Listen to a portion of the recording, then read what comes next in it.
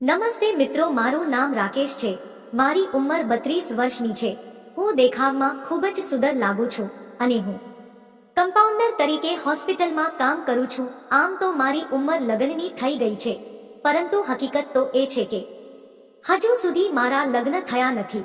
હું હોસ્પિટલની અંદર છેલ્લા 7 વર્ષથી કામ કરું છું અને ખૂબ જ પ્રમાણિકતાપૂર્વક કામ કરું છું. હોસ્પિટલની અંદર ઘણી બધી નર્સ પણ હોય છે. તેની સાથે વાતચીત કરીને હું મારો આનંદ લેતો હોઉં છું અને મને ઘણી બધી મજા પણ આવતી હોય છે.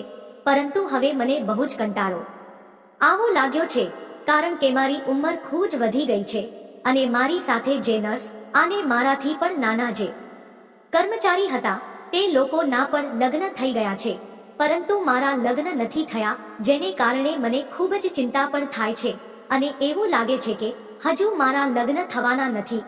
જો કે મને લગ્ન કરવાની કોઈ ચિંતા નથી, પરંતુ મને જો કોઈ મળી જાય તો તેની સાથે મારે મજા કરવી છે.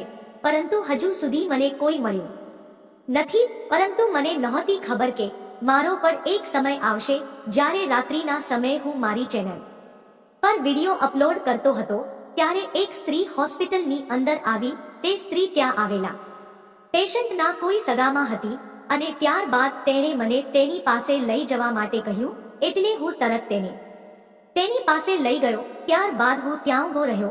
હું જ્યારે જતો હતો ત્યારે તેણે મને કહ્યું કે મારે તમારી સાથે આવવું છે, તમે થોડો વખત ઊભા રહો, જેને કારણે હું તેની રાહ જોઈને ઊભો રહ્યો. અને જ્યારે હું હોસ્પિટલ રૂમની બહાર નીકળતો હતો ત્યારે તે મારી સાથે આવી અને તેણે મને હોસ્પિટલમાં બહાર આવીને કહ્યું, મારા પતિ વર્ષોથી બીમાર રહે છે, જેને કારણે તે મને હજુ સુધી રમકાવી શક્યા નથી અને મેં ઘણા બધા મૂર્તિયાને જોયા છે, પરંતુ તમારી જેવો સુંદર કમ્પાઉન્ડર હજુ સુધી મેં જોયો નથી. અને મને લાગે છે કે તમે મને ઘણી બધી મદદ કરાવશો, એટલે હું તમને વિનંતી કરું છું કે આજે તમે મારી સારવાર કરો. તમે કહેશો ત્યાં આપણે જઈશું અને તમે કહેશો તેમ હું કરીશ. ત્યારે મેં કહી દીધું કે આપણે મારા ખેતરમાં તમારી સારવાર કરીશું. ત્યાં જ બાટલો ચડાવીશ અને ત્યાં જઈને હું તમને ઇન્જેક્શન આપીશ, તમને ખૂબ જ રાહત કરાવીશ, કારણ કે હું આ કામમાં ખૂબ જ પાવરફુલ છું.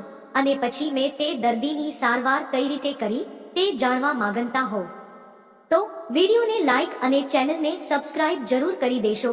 ફરી મળશું એક નવા વિડીયોમાં. ત્યાં સુધી આવજો.